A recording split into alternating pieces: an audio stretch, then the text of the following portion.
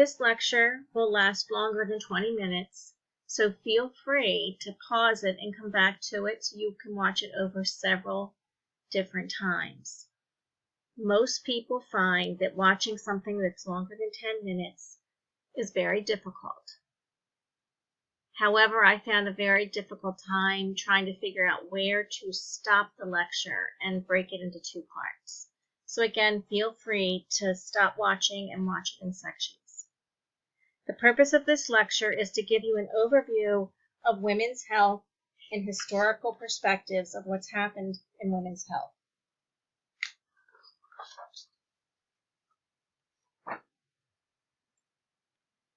Throughout history, women have played a major role in healing. They've been seen as caregivers, they've been identified as healers, and they've also been identified mostly as nurses.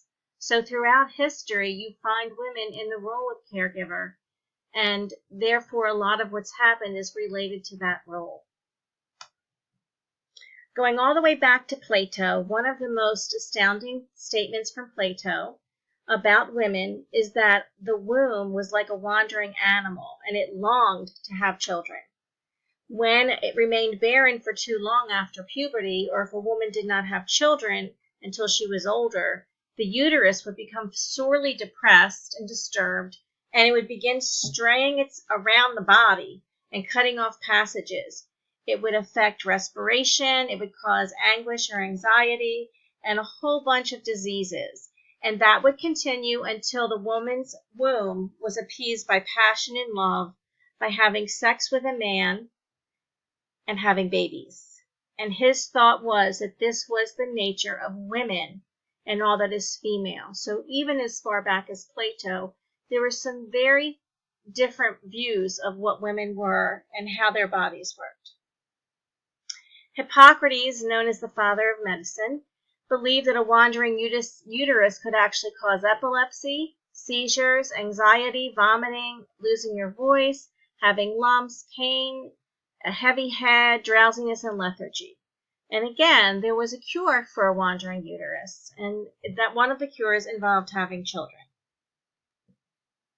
These are some treatment tools that were used. When a woman's uterus was discovered to be moving around her body, they would do things like vaginal fumigations, which was creating items that would smell a certain way, and they would put that smell near the vaginal opening to draw the uterus back into place. Women would take bitter potions, or the use of pessaries, which we'll talk about, were used. And so the 2 photographs here are pessaries, and pessaries are put into a woman's vagina. They usually have something on them. Here they look metal, but they could be wool. But they usually have some type of fragrance on them, or some type of medicine or medicinal type item to draw the uterus back into place. And on the next slide, I'll show you another one. And of course, if women would just get married and have children, their uterus would be happy. So this is a different pessary that I found in my research, and this is from probably the 1700s, I think. And so this pessary, if you read it, when you put this pessary into the vagina, it actually will suck the uterus back into the neck where it belongs, and it will keep it there like it's supposed to be there. And so it's very interesting, but they were advertised, and it was a common way to get women's uteruses to act the way it was supposed to act, way back from Plato and Hippocrates all the way up until more modern time. At the same time as Hippocrates and Plato, there was someone called Cyrenius of Ephesus, and he lived in Asia Minor, and he was working on the theory of the atomic nature of disease, and his theory was that atoms were in constant motion, and when they were in constant motion, they could maintain health and keep disease away. But when the atom's motion was disrupted, that could cause illness. And so I think that's most similar to what people believe with energy in bodies and the use of chakra and heat and cold. Those are all beliefs that I think grow out of this constant motion, the theory of atomic nature of disease. During this time period, sexual intercourse was seen as natural and oftentimes it was recommended as a way to treat an illness, especially if a woman had an illness. Moving forward to the 3rd and 4th century, at this time period, Christianity took hold, and at that point, sexual intercourse was seen as unholy, and it was associated with evil spirits or unholy spirits. So if people were promoting sexual intercourse or sexual relationships, they were seen as being unholy or evil. Wiccans at that time were often referred to as witches, and a Wiccan is someone who worships the earth. That's what a Wiccan is. That's the Wiccan religion. But they were often referred to as witches, and they were usually the healers in their communities, which was a problem for the Christian church. They had a natural approach that was seen unholy, and the Catholic Church actually persecuted them sometimes, and actually were very vehemently opposed to the natural approach that they saw as unholy. This became worse as we moved into the 1400s with the Catholic Church. In 1484, and this is a book that you have access to in our class, there was a book created by the Catholic Church called The Witch Hammer, or The Hammer of the Witch, and it was a book to describe how to determine if someone was a witch and how to kill them. So this was the official book on how to kill a witch created by the Catholic Church. A statement from the book states that no one did more harm to the Catholic Church than midwives, and midwives were lay healers. Lay healers often met to share their cures and offer support, and their cures had been tested over centuries, and they actually had data to support them. But the Catholic Church found that as unholy and evil. And those meetings where lay healers would meet and share their cures, those would be seen as witch meetings, and that would be unacceptable. They saw science as blasphemous. They did not believe in science. And even though the lay healers' treatments worked, they were against the lay healers. Because it was not part of the Bible or whatever religious book was being used. Even though the lay healers' treatments that they used are still used today, and there are some examples there, belladonna, digitalis, ergo, those were also successfully used to treat pain back then. They're currently used in modern medicine, but they're usually chemically produced. Other historical perspectives. At this point in time, the church saw pain as a direct punishment from God. And so if you did something bad, God punished you with pain. And anyone who tried to eliminate the pain was interfering with God's work and the work of the devil. Well, lay healers often worked to control pain and help people feel better. So they, again, were working with the devil. There are many cases of lay healers curing women when traditional doctors could not. But since most doctors were men at the time, this was a severe threat to the power structure of society and the church.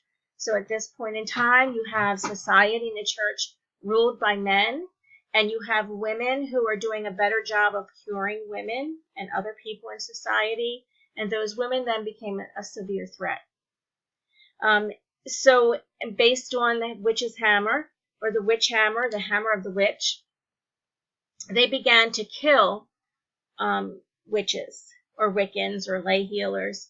And typically they were the healers who treated, in the beginning, the healers who were persecuted and killed were the healers who treated wealthy women. And they were in direct competition with the doctors. And that was a problem for the doctors. And while there were male lay healers, over 50% of the witches who were killed were female. And I'm just throwing this in as an aside. I think it's really important perspective of where we were in thought process at this point in time. The way that gay men began to be called faggots was that at the base of the witch, when they burned her, they would throw bundles of hay and other items that would help build the fire. Among those bundles, which were called faggots, were gay men.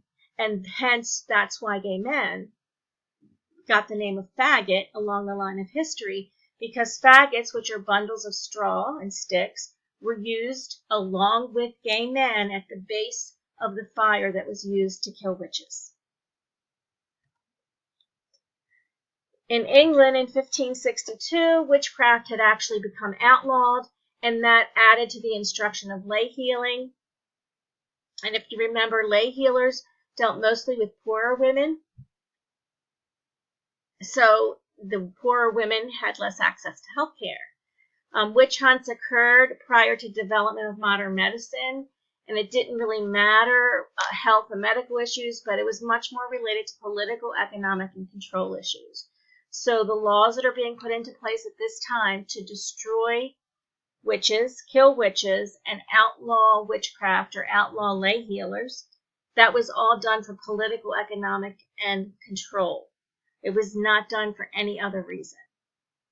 In Europe, witch hunts lasted from the 14th to 17th centuries and focused mostly on destruction of women peasants who were seen as lay healers. Most of the women who were killed as witches were poor. There was also a fear at that time in the upper class that if poor people were to receive health care, they would continue to reproduce and by sheer number overtake society and government. And that was something that was a serious concern to the churches and the government at that point in time. So health care overall became more limited to poor women, which meant they became sicker and died more often, therefore had fewer children, and the fear that they would take over society or government was lessened. During the Renaissance period, more diverse ideas in health and medicine began to be considered. Scientists returned back to Hippocrates' theories, and they actually admitted that almost everything they knew came from lay healers and Wiccans. However, women were still not allowed to enter into medical school, even though most of what was known about healing and medicine came from women. In the American territory at that time, the immigrants had learned herbal treatments from the Native Americans, and the Native Americans typically call their healers shaman. And so most of the lay healers in America, and by America I mean the American territory at that time because it was not called North America or the U.S. I'm just talking about the flow of immigration into the North American area. Most lay healers were women. Medicine had become a very lucrative business for men. And prior to the Civil War, most women saw midwives or lay healers for OBGYN issues. They did not go to doctors. And one issue, and those of you who are female and have experienced this, when a female has an exam, they always drape a sheet over her. That started in this time period because it was inappropriate for a man to see a woman's private part. So the examination was done under a sheet, and the man never actually saw the vulva or any of the female external organs. In the Victorian era, there was something called the popular health movement, and it was at its peaks between the 1830s and 40s. And one of the big issues that the popular health movement focused on was more humane treatment of people. Trained doctors at that time were called regulars, and states, based on continued fear for immigrants taking over the country in the U.S. area, began to outlaw abortion. So not only would women not be able to have access to health care and reproductive care and contraception, they also began to outlaw abortion. And the outlawing of abortion was legal until this time, throughout history. And I just want to emphasize that the decision to outlaw abortion at that point in time had nothing to do with religion. It had to do with control of women, control of their bodies, and control of what they could and could not do. And it was to help contain birth rates in poor people so that they would not take over. And they were also concerned that too many wealthy women were having abortion, and they didn't want poor people to take over. By 1830, 18 states had outlawed lay healers, and there had been the beginning of each state outlawing abortion around the same time. In the comparison of lay healers and regulars, lay healers outnumbered the number of regulars, and therefore they had made huge progress in reforming the treatment of ailments. So because there were so many lay healers and so many of them were interested in natural treatments, they made great progress. Regulars had been seen at that point as being overpaid in a profession for which they should not receive any pay. At that point in time, it was believed that health care should be free or very minimal payment. And regulars at that time were being paid a lot of money, and that was really against the cultural views at that time in this country. The American culture believed the treatment of illness should be performed free.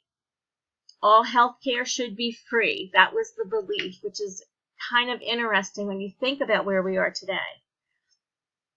And the belief was that the only payment that should occur would be for medications, realizing that if you had a lay healer, most of the medications came from the land, and it was a very low cost then for your medication. During this same time period, the father of gynecology, Dr. Sim, began working on poor minority women. And in the second lesson on history, your groups are going to have to read the notes from Dr. Sim and his surgeries. He led a lot of advancement in female surgery, but he also, not just he, but he was the major one, performed surgeries on poor women and slaves in order to perfect the surgeries before they were done on wealthy women. The other thing that happened in that time period was that when the poor women and the slaves received their surgeries, they had no anesthesia.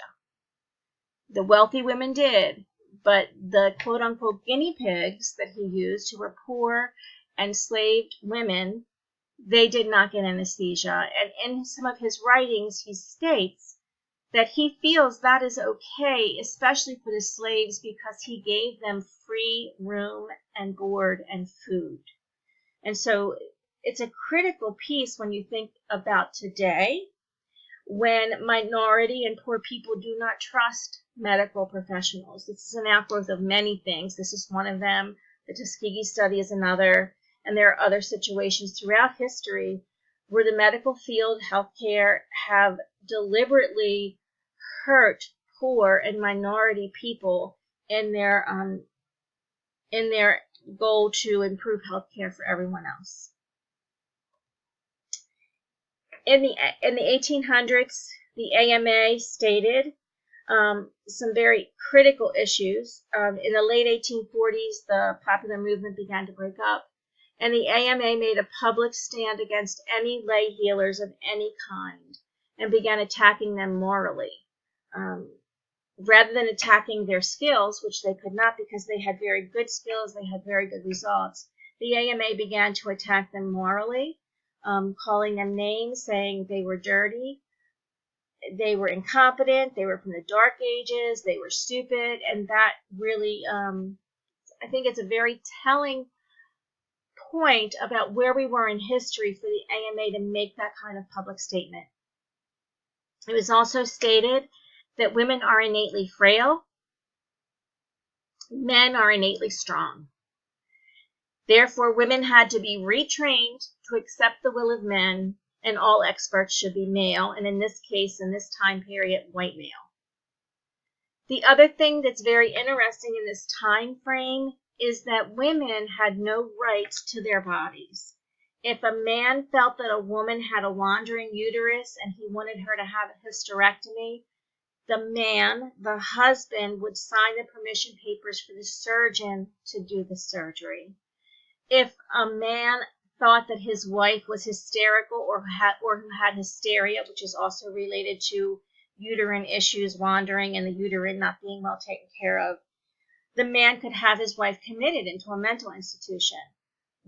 A woman at this point in time had no say in her medical care whatsoever. Just a very interesting point to keep in mind as we progress through the semester. After the Civil War, there was a continued and probably an increased concern over poor minority families taking over the country and having the current people in charge lose control. So you have an overly white population in control, slavery is being eliminated, and there's all of a sudden this increased fear that they're going to lose control. And so it would be an issue. Also, if wealthy women continue to use contraception, the poor class would continue to reproduce and take over the country because wealthier women had more access to that.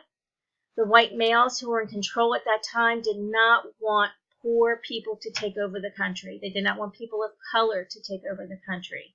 And so there began to be a surge of legislation at that time to outlaw midwives and lay healers. And they also began to create legislation that made abortion illegal. And that, as I just said a couple slides ago, that was a decision made about political control, not about health, not about Christianity, not about what's, morally correct. It was based on maintaining control for the majority population that had control. In the 1900s, by 1930, midwives, who were lay healers, had almost been completely eliminated in the United States. And that was, again, based on the fear of wealthy women taking contraceptives, and that would lead to more poor people being born and taking over from the wealthy white people. Midwives had taught that birth was natural and healthy, while doctors taught that it was an illness and had to be treated like an illness. Doctors stated that midwives were dirty, incompetent, and relics from the Dark Ages. And even though the midwives at this time had much better results in their care of women, it did not matter. That propaganda was spread and it began to be believed. Also, at this point in time, licensing for midwives was required. So at this point in time, there's some good to having licensing occur for midwives, but as you look at the next slide and you see what that involved, you might not think it is as good as one would think. So for midwives, only a doctor could oversee a midwife, which means a midwife could only do what a doctor said she could do. Midwives had to demonstrate the skills of a third-year medical student and had to be sponsored by a doctor in order to get licensure. They also had to attend at least 15 births. It was more than that, and that is more than any medical student at that time had to attend. Doctors had to vouch for their moral character, their habits, their appearance, their cleanliness, and if a doctor would not do that for a woman, she could not become a midwife. And just again, to put this all in perspective, in 1911, the editor of the American Journal of the OBGYN said he would not train any female midwives because it would allow them to compete with doctors for clients. So again, it's not about health care. It's not about quality of health or quality of life. It is still, at this point in 1911, about control and who's going to have that control. Also, at this point, nurses could not do anything without a doctor's order. That says they could not do anything with, but that's supposed to say they could not do anything without the doctor's order. They would often watch patients die because the physician would not be available to talk to them, or they would make a suggestion the doctor would refuse to listen. And again, this affected more poor women because they were less likely, they were more likely to be treated by midwives and nurses, and since nurses couldn't do anything without doctors, they got very little treatment. Wealthy women, on the other hand, could afford doctors, so wealthy women had better access to health care, and poor women had less access.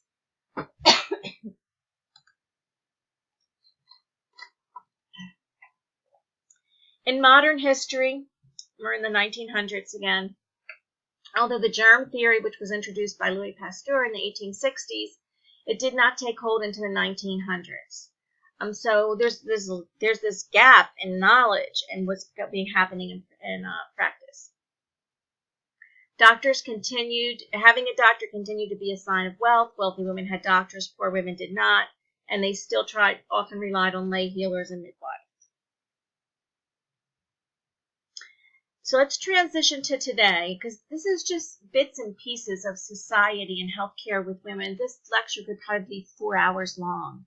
But as an overview of what I've just presented to you, I'd like you to really think about these questions as we're going through the semester. Do poor people still have less access to care? Are the laws about reproductive health more impactful on poor women than they are on wealthy women? There's a continued distrust of health care providers by minorities and people in poverty. Why is that?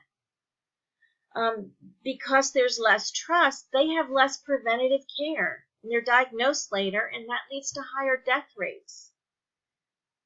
Our most conservative states, by that I mean with the most conservative policies on health care, insurance, access, reproductive rights, contraception, all of that, those most conservative states have the highest rates of infant mortality. They have the highest rates of teen pregnancy. They have the highest rates of high school dropout. They have the highest rates of a lack of prenatal care and lack of insurance, and it continues. But those states that have the most conservative healthcare policies, those are the states with the worst health outcomes.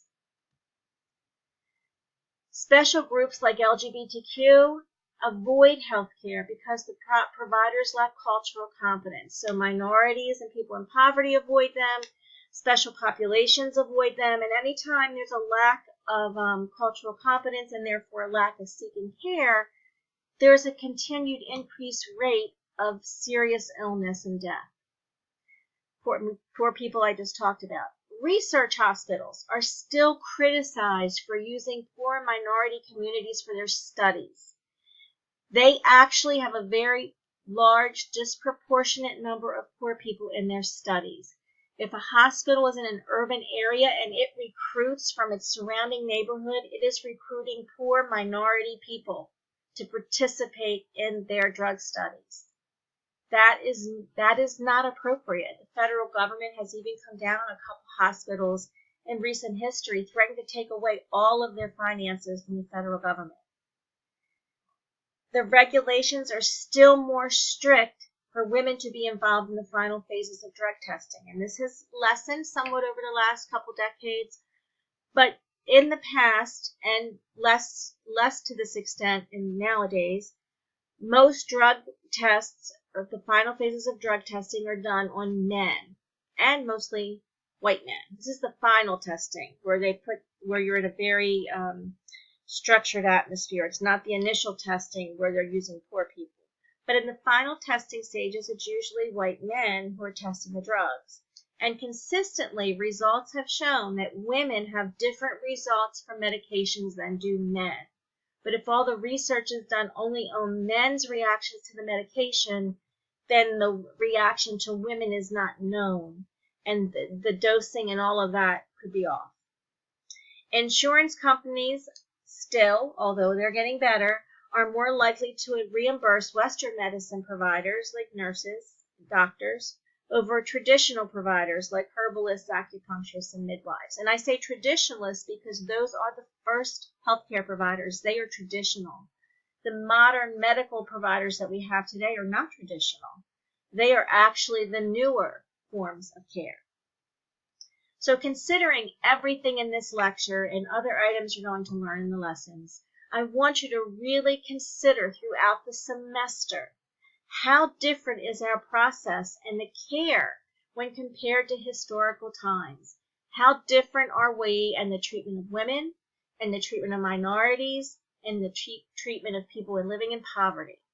How different are we today in comparison to 2,000 years ago, to 500 years ago, to 100 years ago?